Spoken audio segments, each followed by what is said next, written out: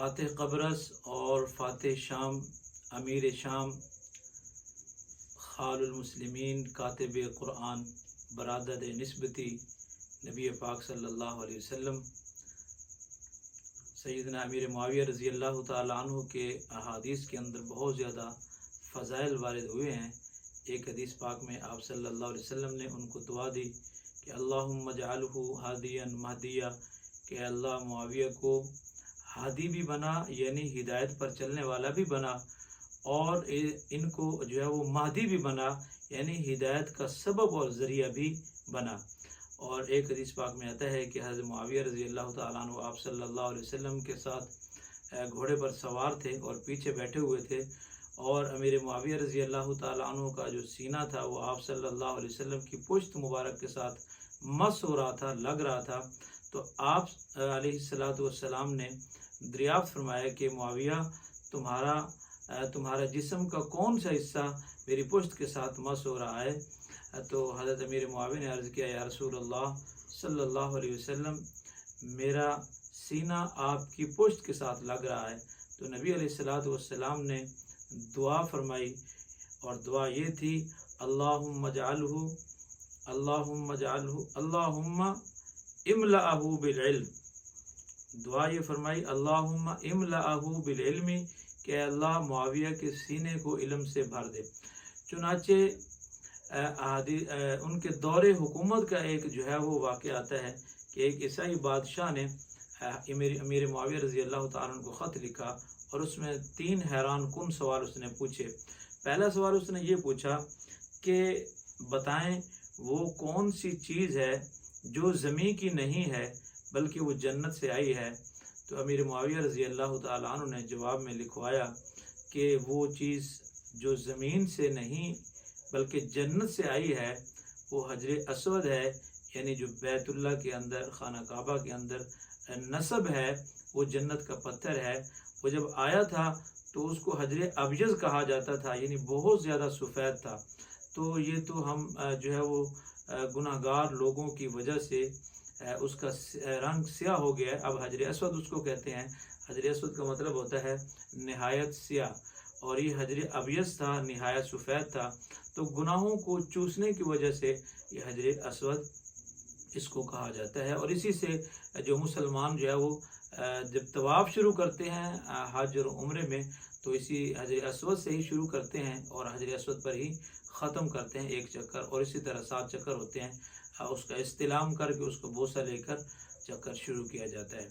اور دوسرا سوال اس نے یہ کیا کہ وہ کون سی چیز ہے، کہ وہ کون سا پانی ہے کہ جو نہ آسمان سے آیا ہے اور نہ زمین سے نکلا ہے، لیکن وہ زمزم سے بھی افضل ہے؟ تو حضرت امیر معاویہ رضی اللہ تعالیٰ عنہ نے لکھوایا کہ وہ پانی جو ہے وہ جو نہ زمین سے نکلا ہے نہ آسمان سے، اور زمزم سے بھی افضل ہے، وہ پانی ہے جو حضور صلی اللہ علیہ وسلم کی انگلی مبارک سے نکلا ہے۔ ایک موقع پر پانی ختم ہوا تو آپ صلی اللہ علیہ وسلم نے پیالے میں پانی جمع کروایا اور اپنی انگلیاں مبارک جو وہ پانی پیالے کے اندر رکھیں، تو جس سے آپ کی انگلیوں سے پانی فوارے کی طرح پھوٹ پڑا، اور بے شمار صحابہ نے جو ہے وہ اس سے وضو بھی کیا اور پیا بھی صحیح۔ پھر اس نے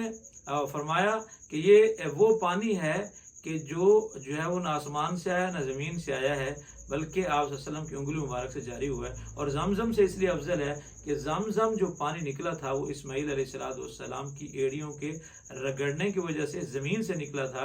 اور وہ ان کی ایڑیوں سے نہیں نکلا تھا۔ اس لیے آپ صلی اللہ علیہ وسلم چونکہ تمام انبیاء سے افضل ہے، اس لیے ان کے جسم سے وہ پانی نکلا تھا، وہ پانی بھی جو ہے وہ سارے پانیوں سے افضل ہوگا۔ پھر اس نے سوال لکھا کہ وہ کون سی چیزیں ہیں کہ جن کا نہ والد ہے نہ والدہ ہے، اس کے باوجود وہ زمین پر چلی اور پھری ہیں؟ تو جو ہے جواب میں انہوں نے لکھا حضرت امیر معاویہ رضی اللہ تعالیٰ عنہ نے کہ پہلی چیز حضرت آدم علیہ السلام ہے کہ نہ ان کے والد ہیں نہ ان کی والدہ ہیں۔ اللہ تعالیٰ نے ان کو اپنے حکم سے بنایا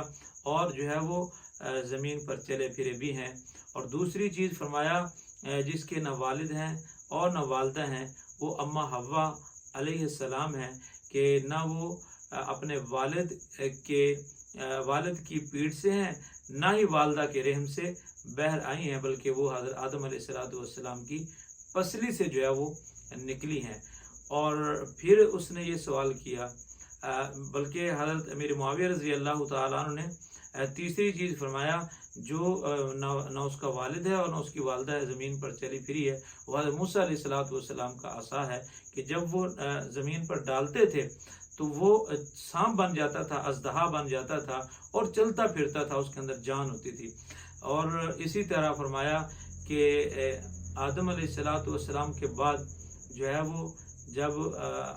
حضرت صالح علیہ السلام کا زمانہ آیا تو اس زمانے میں صالح علیہ السلام کے زمانے میں لوگوں نے جو ہے ان سے منہ مانگا، معجزہ جو ہے وہ مانگا اور کہا کہ ہم آپ پر تب ایمان لے آئیں گے جب اس پہاڑ سے جو ہے ایک اونٹنی نکلے، پہاڑ پھٹ جائے اور اونٹنی جو ہے وہ نکل آئے اور پھر جو ہے وہ آ کر حاملہ ہو، بچہ بھی دے دے۔ تو اللہ تعالیٰ نے حضرت صالح علیہ السلام کا یہ معجزہ ظاہر فرمایا اور اونٹنی جو ہے وہ پہاڑ سے نکلی اور پھر جو ہے وہ زندہ سلامت چلتی ہوئی جو ہے وہ دوڑتی ہوئی حضرت صالح علیہ السلام کے پاس آئی۔ تو یہ وہ چیزیں تھیں جو زمین میں چلی پھری بھی ہیں اور ان کے ماں باپ بھی نہیں تھے، اور یہ اللہ تعالیٰ نے جو آپ صلی اللہ علیہ وسلم کے ذریعے سے جو ہے وہ دعا امیر معاویہ رضی اللہ تعالیٰ عنہ کو دی گئی تھی کہ اے اللہ امیر معاویہ کے سینے کو علم سے بھر دے، اس وجہ سے جو ہے وہ انہوں نے یہ جواب لکھے۔ تو جہاں جو ہے وہ ان کی ایک علمی ذہانت جو ہے وہ ظاہر ہوتی ہے، وہاں ہمیں یہ بھی سبق ملتا ہے کہ نبی علیہ السلام کی دعا کا کتنا اثر ہے۔ اللہ تعالی ہمیں جو ہے وہ صحابہ کرام کے عقیدت کو جو ہے وہ ہمارے دلوں کے اندر اجاگر فرمائے۔